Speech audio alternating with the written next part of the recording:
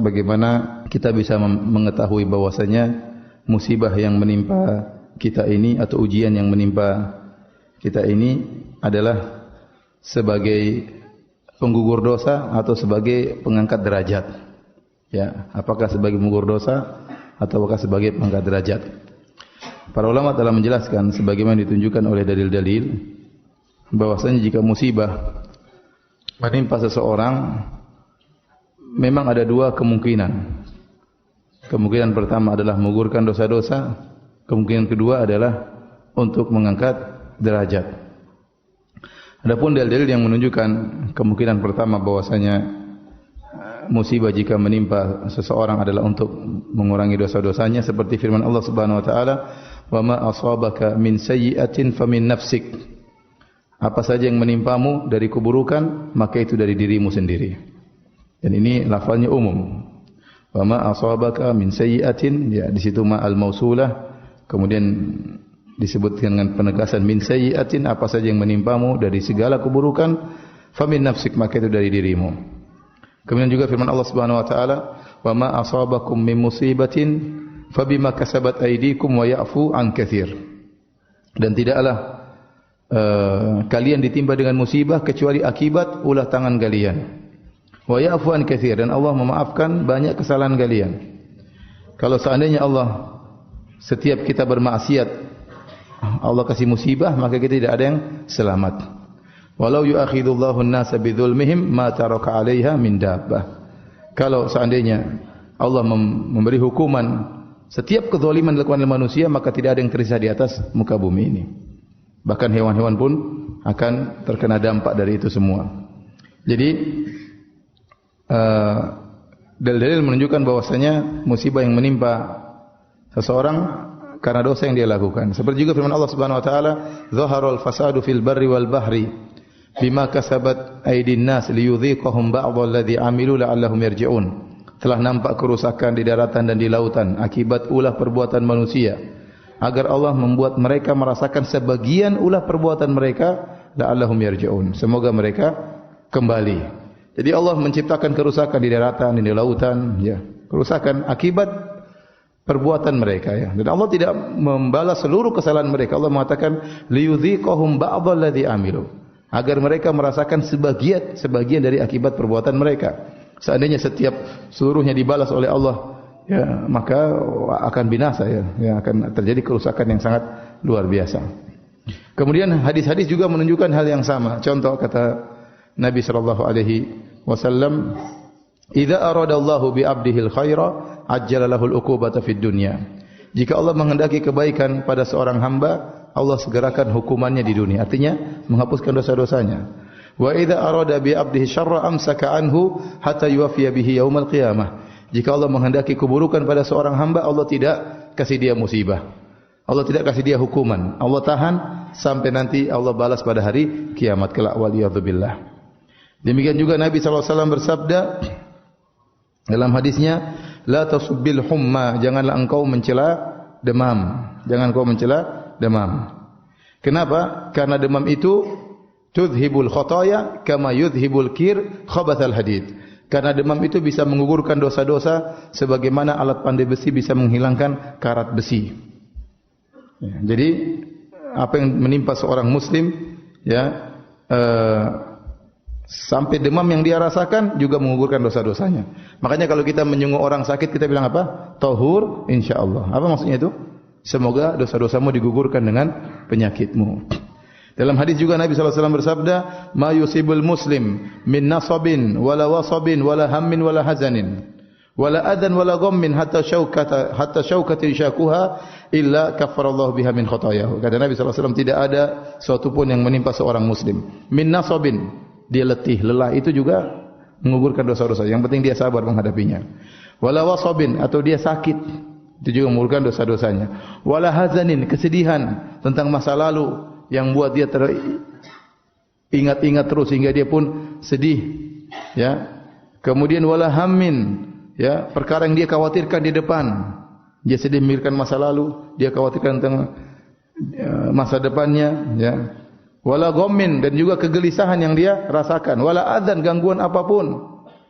hatta syaukah yushakuha, bahkan duri yang menusuknya, kecuali Allah akan menjadikan itu semua sebagai penggugur dosa-dosanya. Jadi apa saja yang dialami oleh seorang muslim dari hal yang tidak menyenangkan dirinya, kalau dia hadapi dengan kebaikan, maka semua itu akan menggugurkan dosa-dosanya. Ini semua dalil ya bahwasanya musibah itu menggugurkan dosa-dosa. Bahwasanya Allah menimpakan musibah pada seorang gara-gara dosa-dosa yang dia lakukan. Taib.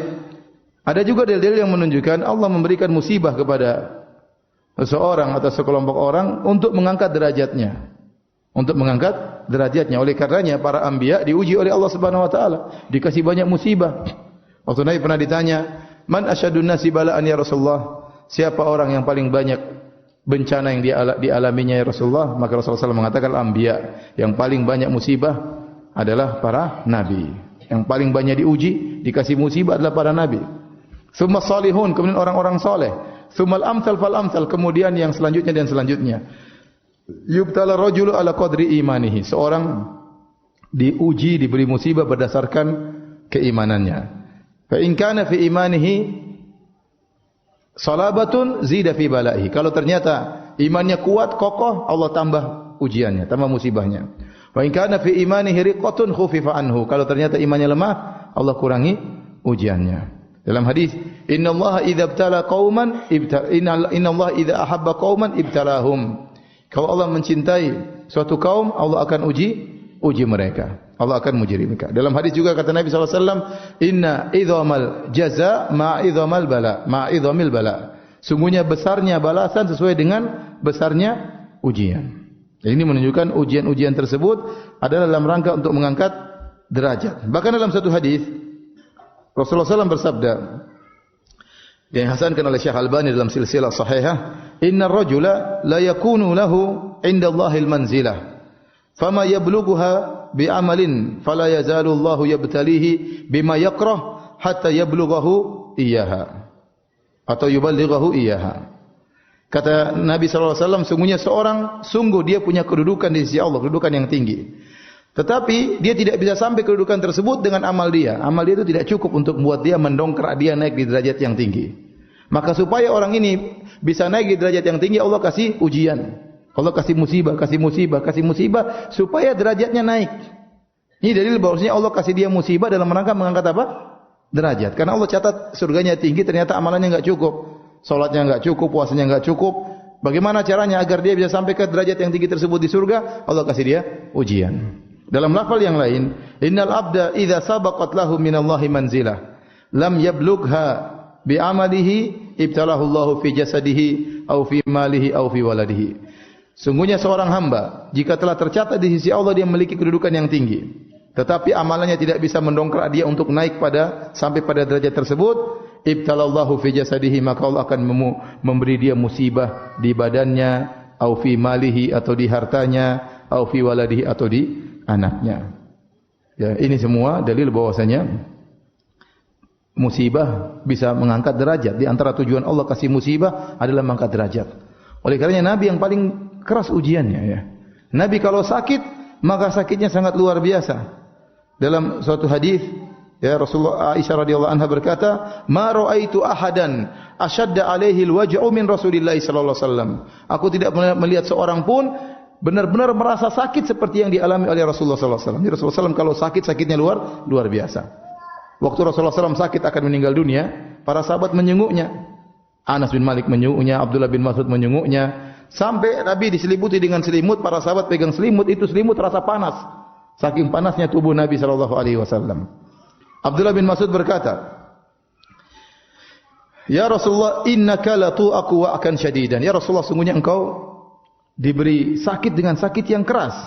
Faqala Rasulullah sallam, Nabi menjawab, "Ajal, benar. Inni u'aku kama yu'aku rajulani minkum." Sungguhnya aku diberi sakit 2 kali lipat daripada sakit kalian. Ya, kenapa? Karena Nabi diangkat derajatnya oleh Allah Subhanahu wa taala. Dan dalam satu hadis juga disebutkan bahwasanya ya bisa jadi musibah itu mendatangkan kedua-duanya, mengurangi dosa-dosa dan mengangkat derajat. Ya. Di mana dalam hadis Rasulullah SAW menyebutkan tidaklah suatu musibah menimpa seorang muslim kecuali, ya kata Nabi sallallahu alaihi wasallam, kecuali akan menghapuskan dosa-dosanya dan akan mengangkat derajatnya, ya. Jadi dalam sebagian hadis bahwasanya musibah itu bisa menggugurkan dosa sekaligus mengangkat derajat.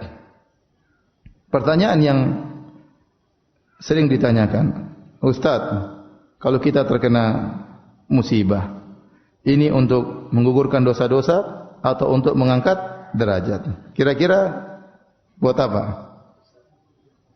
Kira-kira menggugurkan dosa atau mengangkat derajat? Kira-kira apa? Kalau antum nabi kita bilang untuk angkat derajat. Tapi kalau antum adalah antum, kemungkinan besarnya adalah untuk menggugurkan apa? Dosa. Jadi kalau kita terkena musibah, ya udah kita jalani dengan baik. Pertama kita harus bersabar. Kalau seorang bersabar terkena musibah, pertama menggugurkan dosa-dosanya, kedua akan mengangkat derajatnya. Tetapi sisi menggugurkan dosa lebih berat daripada pengangkatan derajat. Kalau para anbiya, orang-orang soleh yang terkena musibah, maka sisi pengangkatan derajat lebih besar daripada sisi pengguguran apa? Dosa. Tapi kalau kita yang tiap hari berdosa, dosa dengan penglihatan, kita tidak bisa jaga pandangan kita. Dosa dengan pendengaran, kita dengar macam-macam, ghibah, musik lah, apalah. Dosa dengan lisan kita, dengan tulisan kita, kita ngomong tidak pernah kita jaga, tidak pernah kita pertimbangkan. Para ulama mengatakan kalau orang mau ngomong, harusnya pikir dulu, ini manfaat atau tidak di akhirat. Sebelum ngomong pikir dulu. Kalau enggak bermanfaat, ingat bermanfaat di dunia atau tidak. Kalau bermanfaat ngomong, kalau tidak jangan ngomong, mikir lagi. Ada manfaat, ada mudarat, timbang lagi. Mana lebih berat, mudarat atau manfaat? Kalau begitu kapan ngomongnya, Ustaz? Para ulama mengatakan demikian, kalau mau ngomong mikir dulu. Falyakul khairan aw liyasmut. Mikir dulu baru berucap baik atau tidak diam. Tapi siapa di antara kita seperti itu? Kita kalau ngomong asal nyeplos saja, ngomong mana dipikir, ya. Kalau komentar mana pernah dipikir, komentar di media sosial, ya. Kalau komentar berita, kalau menuduh orang, mana pernah kita pikir? Oh itu memang begini, apalagi musim sekarang ini, aduh, debat-debatan, isu-isu, berita-berita hoaks. Ya. Siapa di antara kita yang diam tidak ikut nimbrung? Kita nimbrung. Belum lagi dosa-dosa yang berkaitan dengan hati. Belum lagi banyak kewajiban yang kita belum kerjakan. Banyak kewajiban kita kepada orang tua belum kita tunaikan. Banyak kewajiban terhadap kerabat kita belum kita tunaikan. Kewajiban terhadap anak dan istri belum kita tunaikan. Hak-hak mereka belum kita kerjakan dengan baik. Banyak hak-hak Allah yang belum kita tunaikan. Masih malas dalam beribadah. Intinya kita ini banyak dosa. Jadi kalau kita terkena musibah, kemungkinan besar sisi pengguguran dosa itu lebih besar. Jangan seorang pede, oh saya dikasih musibah karena Allah ingin angkat derajat saya. Antum pede banget ya. Kalau yang mengucapkan itu adalah para nabi, orang-orang soleh mungkin. Tapi kalau yang mengucapkan model seperti kita, intinya kalau kita terkena musibah, sabar. Nah kalau kita sabar, dosa-dosa kita gugur, derajat kita dinaikkan. Tapi kalau kita terkena musibah tidak sabar, maka dosa-dosa tidak gugur, derajat semakin rendah. Dosa-dosa tidak gugur, derajat semakin apa? Rendah. Ya. Karena musibah akan datang. Bagaimana seorang kapan dikasih pahala? Dikasih pahala tatkala bagaimana sikap dia menghadapi musibah tersebut. Sebagian ulama mengatakan bukan otomatis musibah mengena seorang dapat pahala, tidak. Bukan otomatis musibah mengena seorang dapat pahala. Tapi bagaimana sikap dia menghadapi musibah tersebut? Seorang mukmin menghadapi dengan tegar, dengan tenang, dengan husnudzon kepada Allah Subhanahu wa taala, maka dia akan mendapatkan pahala dan diangkat derajatnya. Ya. Jadi kalau ditanya lagi, Ustaz, saya dapat musibah, kira-kira menggugurkan dosa atau mengangkat derajat? Jawabannya apa? Kira-kira menggugurkan apa? Dosa. Dan semoga juga mengangkat apa? Derajat.